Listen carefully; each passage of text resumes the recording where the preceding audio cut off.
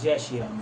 कृपा करें रघुवीर चैनल पे आप सबका स्वागत। आज हम बात करेंगे तनाव की। इस भागम भाग की ज़िंदगी में हर इंसान एक ऐसी बीमारी से जूझ रहा है जिसका अपना कोई वजूद नहीं है, कोई बैक्टीरिया नहीं, पर इस एक बीमारी से तमाम बीमारियां इंसान के अंदर घर कर गई हैं। जी हाँ, हम बात कर रहे हैं तनाव की, स्ट्रेस की। आप किसी डॉक्टर के पास जाइए, डॉक्टर के आपका बीपी बढ़ गया है, शुगर बढ़ गया है और कोई बीमारी हो गई है तो डॉक्टर आपसे एक ही बात कहता है, तनाव कम कीजिए। जी हाँ, स्ट्रेस का लेवल कम कीजिए। पर स्ट्रेस लेवल कम कैसे हो, उसके लिए डॉक्टर्स दवाइयाँ दे देते हैं। दवाइयों से स्ट्रेस कम होता है नहीं होता है ये तो मेरे भगवान जाने, पर एक नया स्ट्रेस शुरू हो जाता है, दवाई खाने का स्ट्रेस। जी हाँ, अब हम एक और स्ट्रेस हो गया, अब रोज़ दवाई खानी पड़ेगी। स्ट्रेस को कम कैसे करें?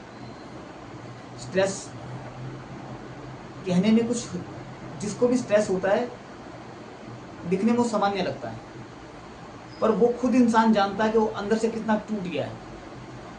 स्ट्रेस पूरे इंसान के वजूद को ख़त्म कर देता है, जिसका अपना कोई वजूद नहीं है। स्ट्रेस में ना कोई बैक्टीरिया होता है, डॉक्टर आज तक डिटेक्ट नहीं कर पाए हैं कि उसमें कोई बैक्टीरिया है, पर जिस आदमी को स्ट्रेस हो जाए उसका पूरा वजूद ख़त्म हो जाता है। इसलिए हमें कोशिश करनी है कि हम स्ट्रेस से बचें। इससे बचा कैसे जाए, इससे बचने का उपाय क्या है? इससे हम बच सकते हैं केवल और केवल संतोष से।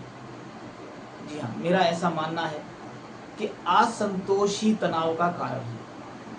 वो असंतोष किसी भी प्रकार से हो सकता है, असंतुष्टि किसी भी प्रकार से हो सकती है। प्रमोशन नहीं हो रहा है, स्ट्रेस हो गया। पढ़ाई में अच्छे नंबर नहीं आ रहे हैं, स्ट्रेस हो गया। काम धंधा नहीं चल रहा है, स्ट्रेस हो गया। घर में कलह हो गई, स्ट्रेस हो गया। स्ट्रेस से बचने का सिर्फ एक ही उपाय है, संतोष। जी हाँ, अगर आपकी ज़िंदगी में संतोष है, अगर आप चाहते हैं कि आपकी ज़िंदगी में संतोष रहे, तो जुड़े रहिए हमारे चैनल से। हम इस विषय में अगले एपिसोड में बताएंगे तनाव से बचने के कारण। जय श्री राम। कृपा करें रघुवीर आप सब पर।